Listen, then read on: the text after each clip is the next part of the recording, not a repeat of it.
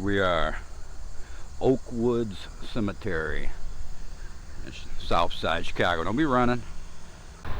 Alright, let's take a walk over here by a few mausoleums over here. Saw an amazing door, and yeah, I can get excited about amazing door. Incredible mausoleum, one like I ain't never seen. So let's check this out.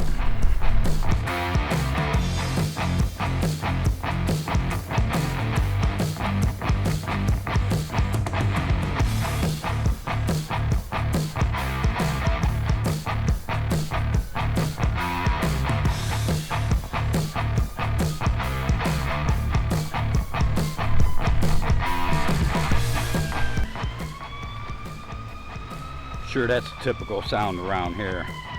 Definitely in a sketchy neighborhood on the south side. I got a wall all the way around this thing, around the entire place. Keep out the riffraff. Oh, look at this.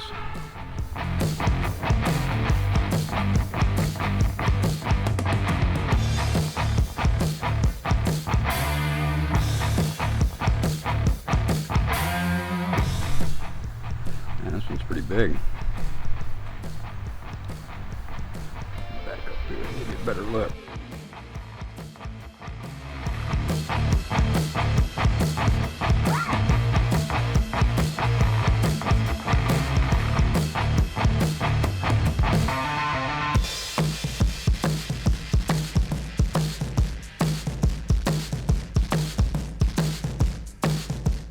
This one over here is amazing. Let me give you a full shot of it first. Jennings says on it.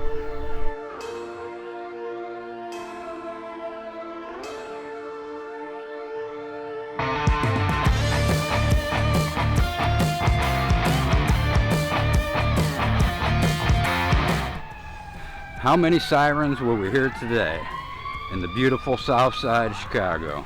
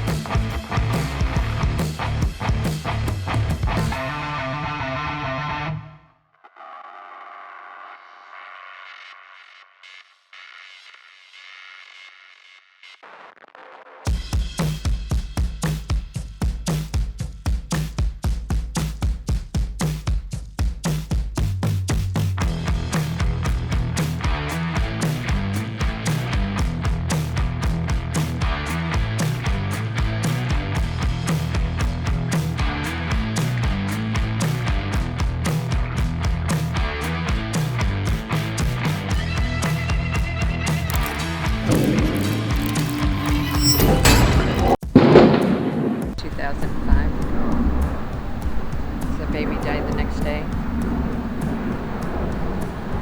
Sad. Sad to see children.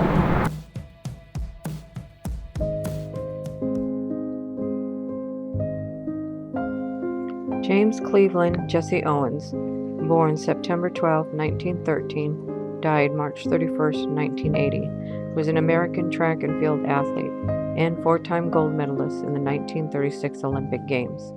Owens specialized in the sprints and long jump and was recognized in his lifetime as perhaps the greatest and most famous athlete in track and field history. He set 3 world records and tied another, all in less than 1 hour, at the 1935 Big Ten track meet in Ann Arbor, Michigan, a feat that has never been equaled and has been called the greatest 45 minutes ever in sports. He achieved international fame at the 1936 Summer Olympics in Berlin, Germany, by winning 4 gold medals. He was the most successful athlete at the Games and, as a black man, was credited with single-handedly crushing Hitler's myth of Aryan supremacy, although he wasn't invited to the White House to shake hands with the president. A heavy smoker, Jesse Owens died of lung cancer March 31, 1980, in Tucson, Arizona. 4 years after his death, a street in Berlin was renamed in his honor.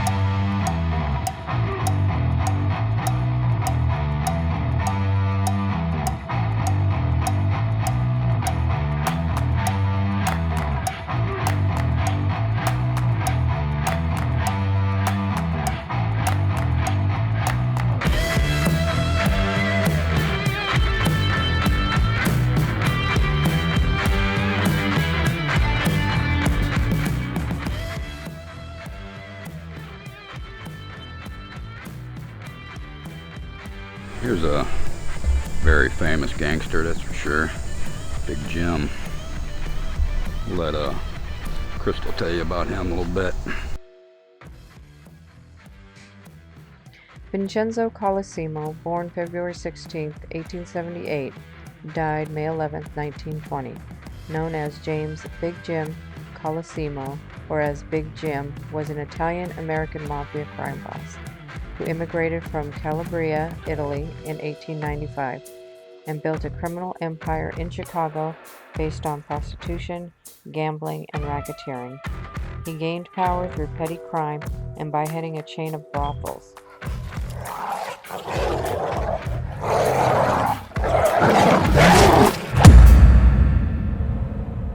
From about 1902 until his death in 1920, he led a gang that became known after his death as the Chicago Outfit. Johnny Torrio was an enforcer whom Colisimo imported in 1909 from New York and who seized control after his death. Al Capone, a Torrio henchman, allegedly was directly involved in the murder. When Prohibition went into effect in 1920, Torrio pushed for the gang to enter into bootlegging, but Colisimo stubbornly refused.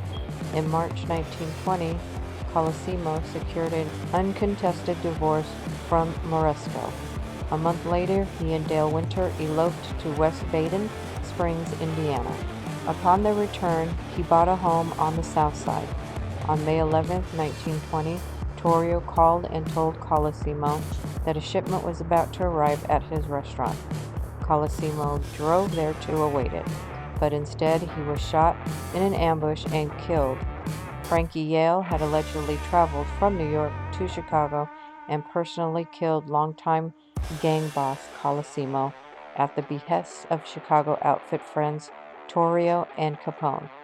Although suspected by Chicago police, Hale was never officially charged. Colisimo was allegedly murdered because he stood in the way of his gang-making bootlegging profits.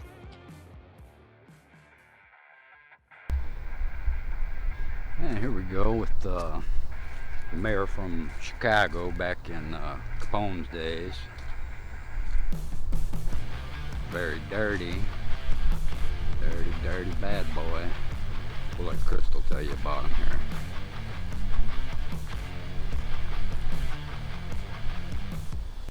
William Hale Thompson, born May 14, 1869, died March 19, 1944, was an American politician who served as mayor of Chicago from 1915 to 1923, and again from 1927 to 1931, known as Big Bill.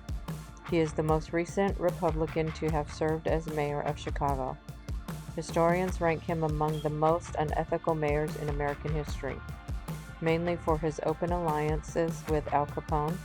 However, others recognize the effectiveness of his political methods and publicity-oriented campaigning, and an effective political machine. Time magazine said in 1931, chief credit for creating 20th century politics Chicago style should go to William Thompson. Thompson was known for his over-the-top campaigning and uncensored language that, along with his towering height and weight, earned him the nickname Big Bill. Though Thompson was a popular figure, His popularity collapsed after his death, when 2 safety deposit boxes were found in his name containing $1.8 million, today would be $26.7 million, in cash and bonds.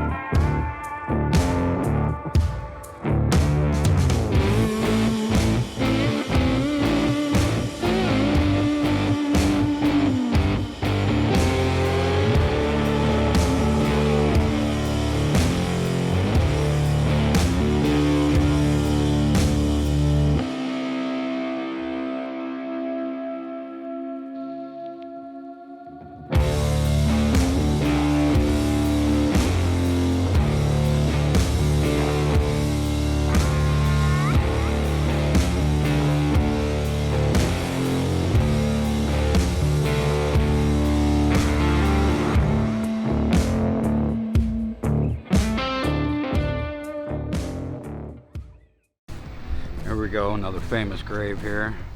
People that love the gangsters. This is a very famous gangster, Al Capone era. We'll let Crystal tell you about him. Look around a little bit. In the early 1920s, Gusick, supposedly overhearing a plan to murder Al Capone, informed him and later allied with the Chicago outfit. Starting under Capone, Gusick was the trusted treasurer and financial wizard of the outfit. Gusick worked for Capone and later Paul, the waiter, Rica, and Tony Accardo. Because Gusick was incapable of using a gun or killing anyone, Capone protected him and once killed a man for him. During the 1940s and 50s, when the national syndicate was dominated by the Big Six, Gusick and Accardo flew east weekly to meet with the other heads of the organizations: Joe Adonis, Frank Costello, Meyer Lansky, and Longy Zulman. The only serious legal problems that Gusick ever faced were with the IRS, and he eventually spent a few years in prison. At the Kievarfer Committee hearings, he pleaded the Fifth Amendment on the grounds that any response to the questions might discriminate against me. Gusick died of myocardial infarction on February 21, 1956, while in bed at a Southside Chicago apartment he rented.